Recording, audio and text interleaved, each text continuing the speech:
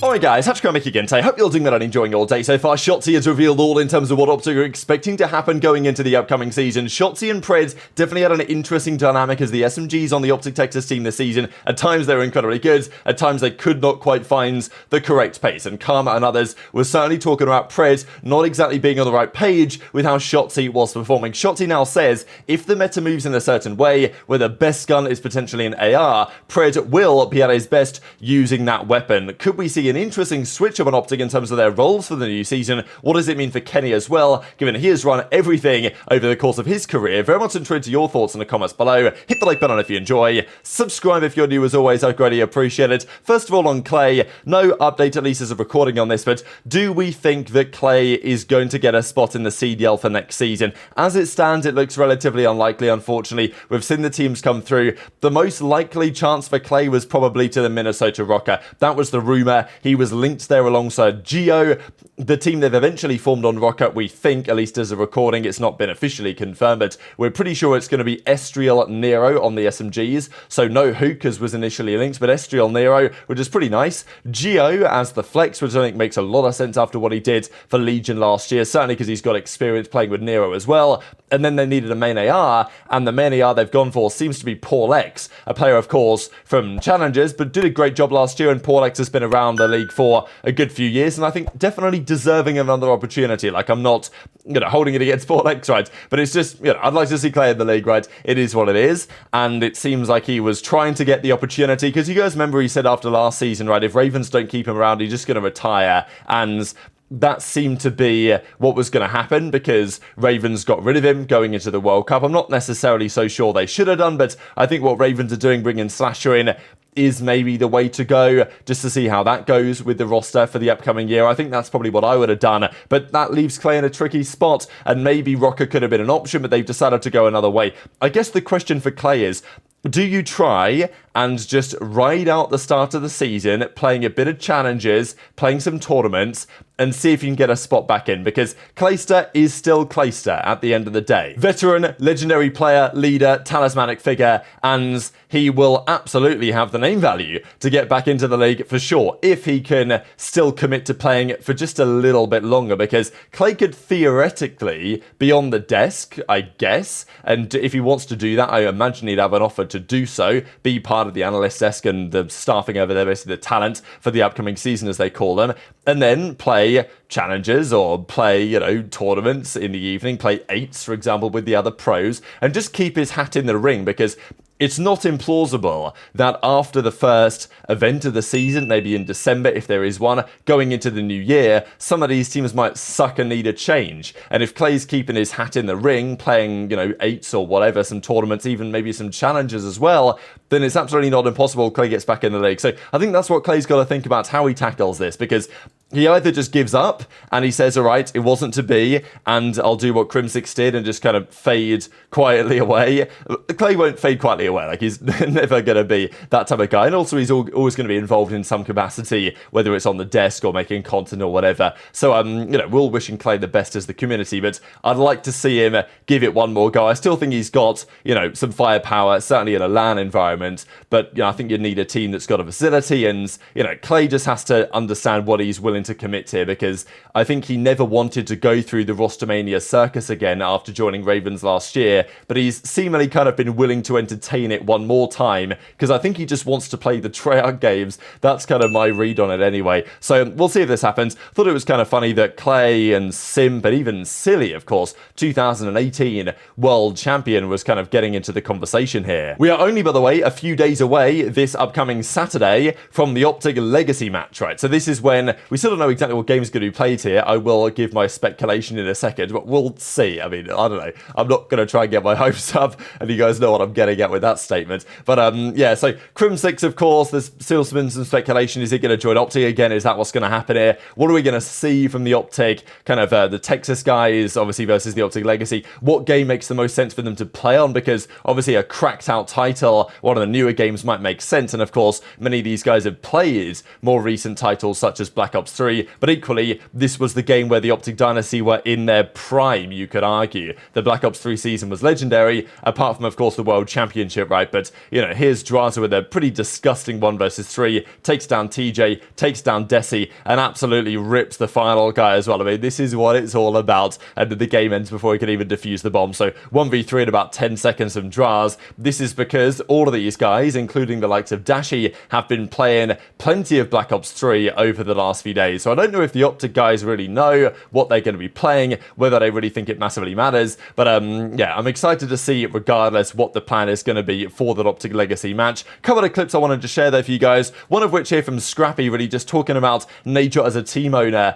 and what that's potentially going to mean for the organization, really. We know that the team owners that tend to be the most involved in their competitive teams, generally speaking, do the best. I mean, Hex has always been massively involved. Hastro back in the day. You see it in other esports as well. I mean, for example, in Valorant, Sentinel CEO Rob Moore is like super vocal and super like open on the timeline. And it's the same story maybe for a guy like Jack Etienne with Cloud9. It doesn't always apply, but I think you tend to find that the team owners that have either been there and done it, like if they were former players and now they're in that position, they tend to be very committed, understandably, to the growth and the success of the lineup. And that certainly applies for Nature as well. Now, to be fair to Scrap, he could have gone to Gentle Mates. The offer was there, we think, from Gataga's team. And you'd imagine the Gataga situation might be quite similar, where, you know, if Gatага came in with a Gentle Mates roster, which he is, and formed a team that's competitive, like, he may well be as committed and engaged as Nadeshot is. But obviously, Nadeshot is like a guarantee in that sense, because you know what he's like,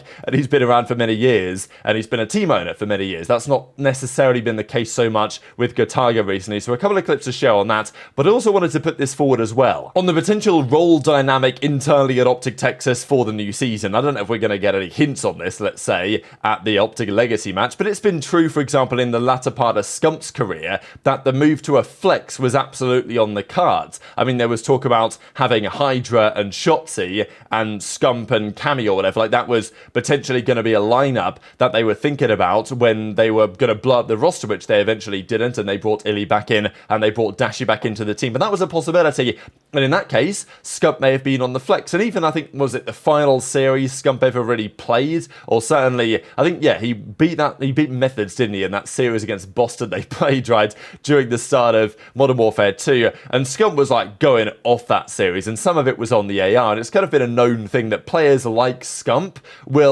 they are best placed on the SMG because they are more impactful on the SMG. It's difficult to run an SMG highly effectively, so you tend to want to put your better and more talented players on that role. But those players, if they were to pick up an AR, could almost always absolutely fry. The same is not true the other way around. Like, not to take anything away from the likes of an Octane, but you know, whenever he picked up a sub, it wasn't pretty, like, respectfully. And it's usually true with most ARs that adapting to playing at a faster pace is a challenge, whereas picking up an AR as an SMG and slowing it down a bit does seem to be more straightforward. And you will tend to find that if some SMG player runs around and picks up an AR, they're usually going to fry and pop like a 5-string basically every single time, and maybe that should be no real surprise. And I think if that applied to Scump on some level, it certainly applies to a guy like Pred, a player with a similar playstyle in many respects to what Scump had back in the day, and now his teaming, of course, with Shotzzy. So Shotzzy was asked the question, right, if one of you guys had to flex, who's it going to be? Is Pred going to run the full-time sub, or is Shotzzy going to run the full-time sub? And Shotzzy makes it very clear. He feels like he is best placed on the SMG all of the time. That makes sense. His movement, his talent, these type of factors, in the same way that a guy like aBeZy, if you put him on the AR, he probably wouldn't he'd probably better placed on the SMG, just because of aBeZy's like hyper-aggressive playstyle. Like an aBeZy or a CleanX or a Shotzzy on the AR is probably less effective than an aBeZy, CleanX or Shotzzy on the SMG. But a slower SMG, a more slaying SMG, they're the ones that can really thrive on the ARs. That's just kind of an observation from watching COD over the years. And Shotzzy seems to agree with this and says, look, Pred would be the man if it's required to flex that would use that weapon. But also, basically what he says is, Pred wants to use the best gun, and if the best gun's an AR, he's best placed on the AR. But what if it's, you know, a 2 SMG meta, but the AR's the best gun? What do you do then? And I got this brain dead map, bro. Like, I've only had one other owner, but, you know, the owner of the org just like being there, just like being invested and just, you know, actually wanting us to win and trying to have what's best for the team is honestly just like a blessing. And shout out to Nade Shot because he made all this happen. Honestly, without Nade, this shit wasn't getting done. And we were probably gonna go play on Gentlemates. Would you ever consider moving to flex if you could get a player like HyDra? I don't know. I was definitely open to be a flex back then, bro. But like now thinking about it, dude, like I don't know. My main gun would always want to be a sub player, bro. I don't know. I just, bro. Last year, you know, aG was our flex last year. Loved running the fucking AR. aG's the type of guy, bro. He just wants to run the best shit. If the AR is the best shit, he wants to run this. I'm definitely the most. It's because, bro, I'm not gonna lie. Like I don't trust anyone else besides myself and a few others at like my specific role that I play. Like I feel like anyone that I team with will be a better flex than I will, 100%, 10 times out of 10. Like for example, like aG, like he was definitely a better flex than I was last year. Like if we were to play both fucking roles, he would have a higher ceiling in that role compared to me, and then vice versa. Like I would be way more impactful than in that role, and like he knows that though. Like we both acknowledge that. So we know that Kenny during his career has played all sort of roles on the various teams he's been on. I mean, even talking about Los Angeles Thieves during Cold War, Kenny was a main AR for some time. He was a flex for some time. He was an SMG for some time over the following couple of seasons. Kenny has done everything, and he's run the SMG at a high level, he's run the flex at a high level, and he's won championships doing both. I mean, when Kenny first came into the league, people, you know, I don't think they forget, but many might not have even been watching back in 2018 when Kenny came on the scene with a PPSH in hand and was absolutely demolishing, right? So it's a known thing that Kenny can run everything, and if OpTic, it's required for OpTic, they might consider that. Famously, that's what Thieves did during 2022 when they eventually went on to win the World Championship that year. They brought in Shane as a coach, but also they swapped Drazah and Kenny. Drazah went to the flex, Kenny went to the sub, and guess what? They won the event that season and, you know, absolutely dominated the latter part of the year. Kenny, though, has now moved back to being the flex role for the OpTic team, and that makes sense with Priestahh and Shotzzy there as the SMGs. But if, hypothetically, the AI is the dominant force on the map, and I don't necessarily think it will be, the, what was it called, the Vandal or whatever, basically the 74U looking thing in the beta was absolutely disgusting and probably will be in the real game as well. But let's say the Krig or whatever it's called, or the XM4, whatever that's called, is better in Black Ops 6 and the AR is the way to go. Prid might think, you know what, I want to run it. I feel like I'm best placed on it. And maybe that means Kenny could swap back to an SMG.